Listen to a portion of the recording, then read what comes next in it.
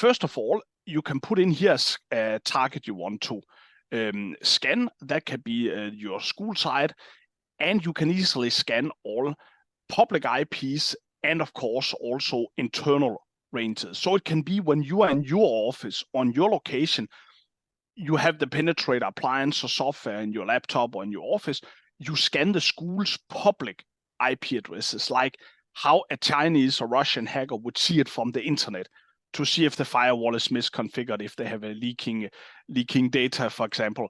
And then you get a very good picture from the perimeter.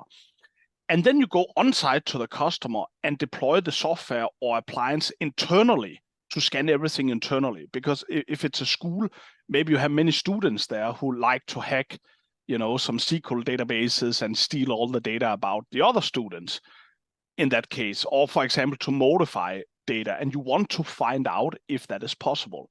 And you can do it very easily here, scan complete C-class ranges or even larger ranges. On this system here, we have more than 50,000 scans, so you can actually scan a lot of IP addresses.